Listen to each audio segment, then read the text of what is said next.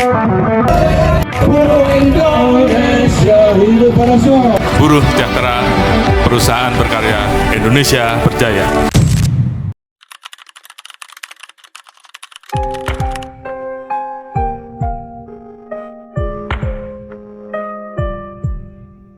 Indonesia adalah negara kepulauan yang memiliki kekayaan alam, sumber daya mineral, serta hasil perkebunan dan pertanian yang melimpah. Apakah dengan kekayaan sumber daya alam tersebut, Indonesia sudah dapat mensejahterakan rakyatnya? Sesuai dengan Undang-Undang Dasar 1945, Pasal 33, yang berkaitan dengan kekayaan alam, sudah sangat jelas tujuannya adalah untuk kemakmuran rakyat Indonesia.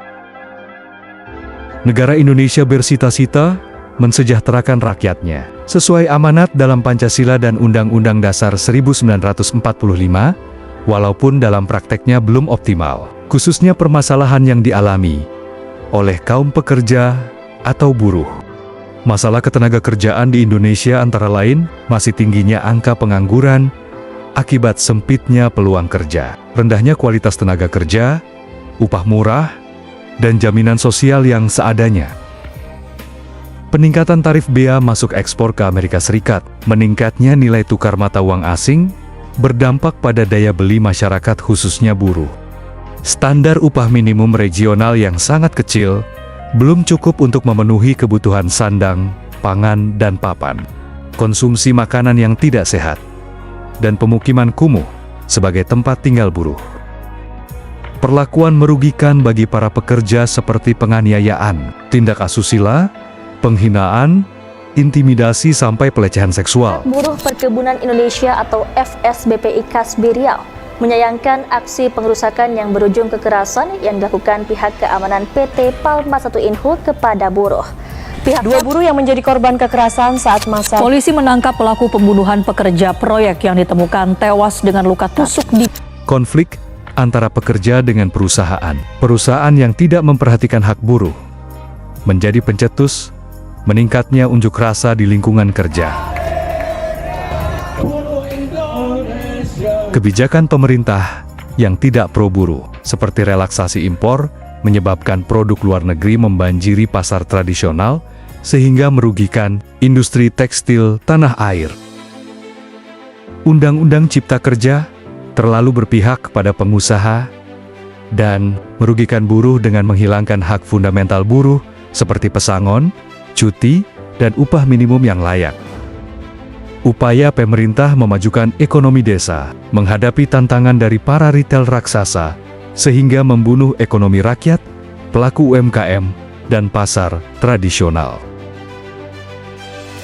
Lahan pertanian dan perkebunan dijadikan pemukiman dan pabrik industri, sehingga masyarakat yang berprofesi sebagai petani dan pekebun beralih menjadi buruh. Generasi muda tidak lagi bercita-cita menjadi petani dan pekebun.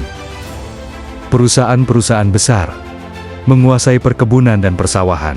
Masyarakat dipaksa menjadi buruh pada perusahaan nasional atau global dan tidak dapat menggarap lahannya sendiri.